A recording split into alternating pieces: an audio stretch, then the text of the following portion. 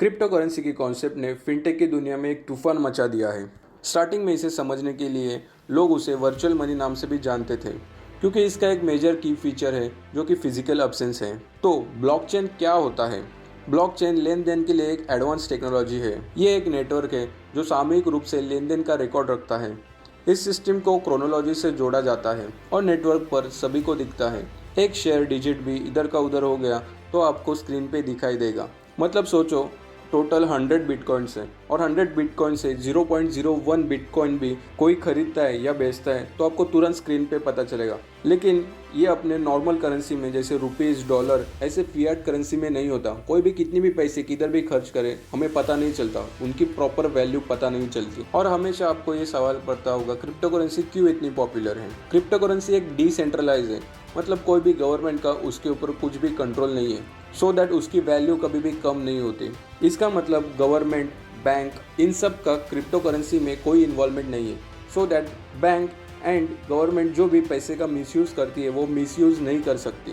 Assume करो government को 10 kilometre का एक रोड बनाना है, उसके लिए गवर्नमेंट बैंक से लोन लेता है और जिस बैंक में हम पैसे रखते हैं वही पैसे बैंक गवर्नमेंट को दे देती है और उसके बदले बॉन्ड्स या फिर गवर्नमेंट सिक्योरिटीज़ इशू करती है जो कि बैंक के पास रहती है। अगर फिएट करेंसी के पूरे प्रोसेस में देखें तो आपके पैसे का सीधा सीधा दूसरा कोई भी थर्ड पार्टी यूज़ कर सकता है। जैसे आपने पैसे बैंक में रखे और बैंक ने उसको गवर्नमेंट को दे दिए, लेकिन क्रिप्टो करेंसी में ऐसा नहीं होता। और अगर एक भी क्रिप्टो करेंसी आप खरीदते हो या बेचते हो तो तुरंत सभी लोगों को जिनके पास क्रिप्टो करेंसी है उनको इस बारे में पता चल जाएगा। सो इसके लिए फिएट करेंसी में बैंक जो मिडलमैन रहता है उसकी ज़रूरत नहीं है और उनकी फ़ीस भी बच जाती है। सो डीपली एक्सप्लेन करने के लिए आपको एग्जांपल देता हूँ। अगर बहुत पुराने ज़माने में आपको कुछ खरीदना पड़ता था तो क्या करते थे? आपके पास जो चीज़ थी वो दूसरों को देते थे और दूसरे के पास जो चीज़ थी वो आप ले लेते थे। ऐसे ही ट्रेडिंग होती थी। लेकिन उसके बाद में गोल्ड के साथ ट्रेडिंग होने लगी।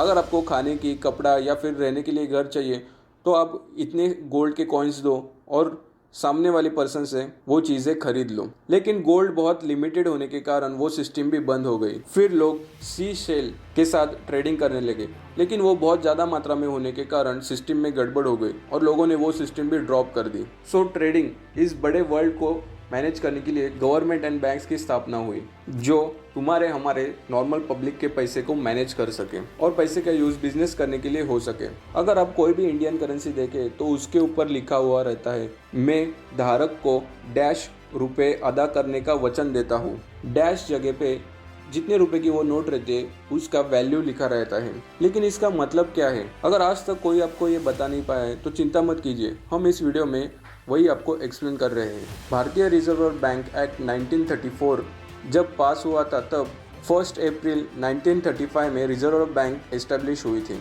आरबीआई एक्ट 1934 के सेक्शन 22 के हिसाब से रिजर्व बैंक को नोट छापने की परमिशन मिलती है और 1935 से पहले भारत सरकार मतलब इंडियन गवर्नमेंट ही नोट की छपाई करती थी और अभी आरबीआई बैंक करती है। जैसे नोट पे लिखा रहता है, मैं धारक को डैश रुपये अदा करने का वचन देता हूँ, वैसे ही लोगों के मन में इसके बारे में एक ट्रस्ट बिल्ड होता है। एक प्रॉपर सेंट्रलाइज बॉडी के थ्रू ये नोट जनरेट हुआ है, जैसे कि आरबीआई।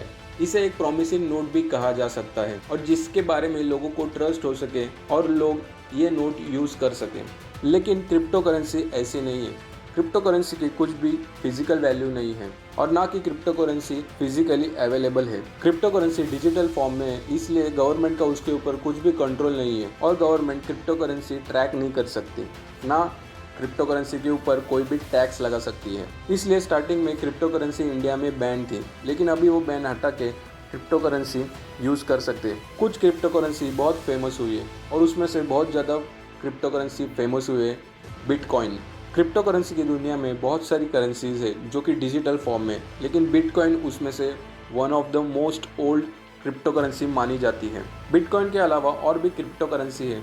इसका एग्जांपल दूँ तो इथेरियम, लाइटकॉइन, नेमकॉइन। रिसेंटली 2021 में एक क्रिप्टो करेंसी बहुत फेमस हुई थी जिसका नाम है डॉज कॉइन।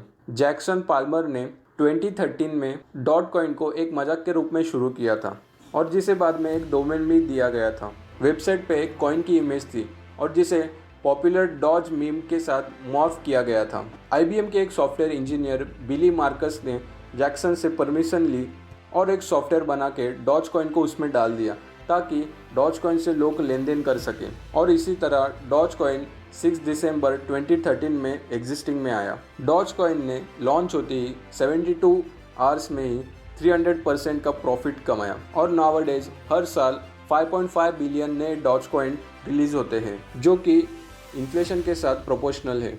इसलिए जब भी इन्फ्लेशन बढ़ता है डॉज कॉइन की वैल्यू बढ़ती जाती है। उसके बाद डॉज कॉइन के ऊपर सब ने जोक्स बनाना चालू किए।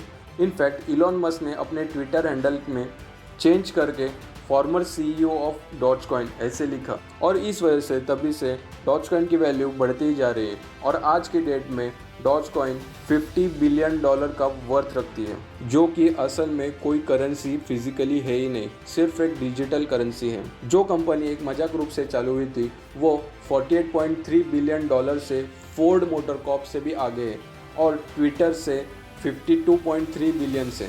जब भी लोग क्रिप्टो करेंसी के बारे में सोचते हैं तो आज उन्हें डॉज कॉइन याद आता है। Obviously who doesn't love dogs and coins. पर ध्यान देने वाली बात यह है डॉज कॉइन किसी एक को अमीर नहीं बनाता। कोई भी रियलिटी में बता नहीं सकता डॉज कॉइन की वैल्यू $1 होगी या नहीं, या फिर हो सकता है डॉज कॉइन की वैल्यू जो इतनी बढ़ चुकी है वो सडनली ड्रॉप होके 0 पर भी आ जाए, या फिर इसका वैल्यू इतना ज़्यादा बढ़ जाएगा कि हमें इसके ऊपर इन्वेस्ट ना करने का पछतावा हो जाएगा। इसीलिए जितने भी पैसे की आप रिस्क ले सकते हो उतने ही पैसे डॉज कॉइन में या फिर क्रिप्टो करेंसी में इन्वेस्ट करो।